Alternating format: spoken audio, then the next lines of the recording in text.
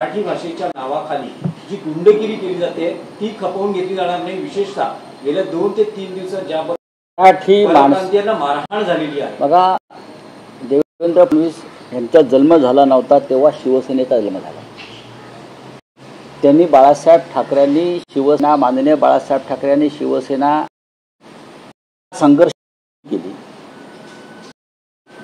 त्या पक्षाचा देवेंद्र फडणवीस यांनी करणं फार गरजेचं आहे, कारण या राज्याचे मुख्यमंत्री आहेत।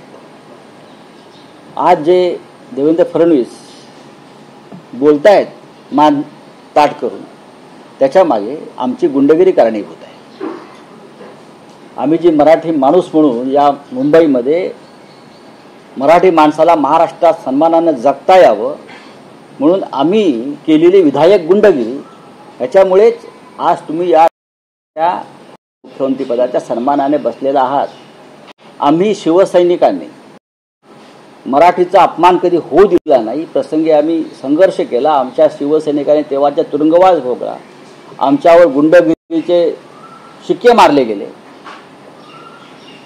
आमच्यावरती गुन्हे दाखल केले। आतापर्यंतच्या बहुतेक सगळ्या मुख्यमंत्र्यांनी, आणि तुम्ही सुद्धा त्याच्यामध्ये आहात, की तुम्ही का फार वेगळं करता अशातला भाग नाही।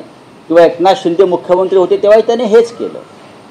बेळगावामध्ये आम्ही गेलो, खटले आमच्यावर झालेत मराठी माणसासाठी, मुंबईमध्ये खटले आमच्यावर झालेले आहेत मराठी माणसासाठी। तेव्हा देवेंद्र फडणवीस यांनी ह्या विषयावर कमीत कमी भाष्य केलं तर त्यांचा मान राहील। उपमुख्यमंत्री एकनाथ शिंदे यांनी विस्तारानं त्यांची भूमिका मांडली आहे। त्यांचं असं म्हणणं आहे, एकतर तो कार्यक्रम गुजराती समाजाचा होता, मोठ्या संख्येनं गुजराती समाज होता, आणि गुजराती समाजानं महाराष्ट्राच्या विकासात दिलेलं जे योगदान आहे ते सांगू नका, जय गुजरात म्हटलं। आणि त्यांचं असंही म्हणणं आहे की गुजरात म्हणजे पाकिस्तान नव्हे, त्याच्यावर उद्धव ठाकरे व्हिडिओ देखील हो, ते हे तर अत्यंत कच्चं मडकं आहे। एकनाथ शिंदे हे या मंत्रिमंडळातलं अत्यंत कच्चं मडकं आहे, ते गोंधळलेले आहेत सध्याच्या राजकीय परिस्थितीला, त्यातून त्यांना अशी प्रकारची विधानं होतात। आम्ही कुठे म्हणतो पाकिस्तानमध्ये, गुजरात आणि महाराष्ट्र कधी काळी एकच होता हे शिंदेना माहीत नसेल।